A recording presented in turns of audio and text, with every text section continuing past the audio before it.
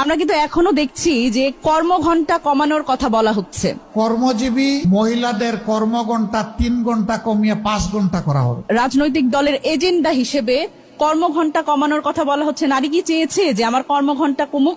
আরে যাই বলছি, বাংলাদেশের বঙ্গোপসাগরে জোয়ার শুরু হয়ে গেছে, চতুর্দিকে সমালোচনার ঝড়। হায় হায়, কি বললো জামাতের আমির সাহেব, এখন তো আর মহিলারা কোনো কাজই পাবে না। 5 ঘন্টা দিয়ে 8 ঘন্টার বেতন দিয়ে আমার তো পোষাবে না, আমার দরকার নাই মহিলা কর্মজীবী, কারণ মালিক টাকা খাবে কেন?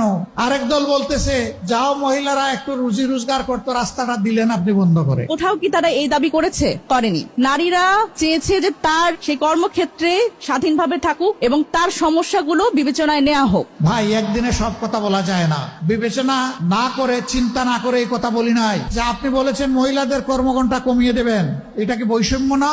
আমরা করব 8 ঘন্টা, তারা করবে 5 ঘন্টা। আমি বললাম অবশ্যই বৈষম্য। আসেন দেখি আর কোনো বৈষম্য আছে কিনা। পুরুষরা বাম দিকে বসেছে, মহিলারা ডান দিকে বসেছে। পুরুষদেরকে বললাম, বোনরা আপনারা শুনবেন না এই প্রশ্ন, যে আগামী 1 বছরের ভিতরে পেটে বাচ্চা নিবেন এবং 2-1 পুরুষ থাকলে হাত তুলে। কেউ তো আর হাত তুলে না, সবাই হাসে আর নিচের দিকে মাথা দেয়, বুঝছে যে আমি কেন প্রশ্ন করছি। আমি বললাম এটা পারবেন না? কয় না না, এটা পারবো কিভাবে? আমি বললাম আচ্ছা ঠিক আছে, বাচ্চা নিতে পারলেন না, আপনার স্ত্রী যে বাচ্চাটা জন্ম দিবেন ওকে একটু বুকের দুধ খাওয়াবেন 2 বছর, যারা তারা একটু হাত তুলেন, নিজের বুকের দুধ। এখন দেখি আবার কেউ হাত তুলে। আমি বললাম এটা কি বৈষম্য না? একজন পেটে গর্ভধারণ করলো, এরপরে বুকের দুধ দিয়ে বাচ্চাকে বড় করলো, আপনি কিছুই করলেন না, এটা কি বৈষম্য না? তো সে সব কিছু করবে, আবার প্রফেশনাল লাইফে এসে আপনার মতো 8 ঘন্টা কাজ তাকে করতে হবে, এইটাই বৈষম্য। কর্মঘণ্টা কমিয়ে আসলে নারীর ক্ষমতায়ন আসলে কিভাবে সংজ্ঞায়িত করতে চান সেই রাজনৈতিক দলগুলো, সেটি আমার কাছে প্রশ্নের উদ্রেক করে। এখন বলবেন যে শিল্প মালিক বাঁচবে কেমনে, সরকারের কাজ হবে কেমনে? অবশ্যই হবে। যে জাতি তার মাকে সম্মান করে, আল্লাহ সেই জাতিকে সম্মানিত করেন।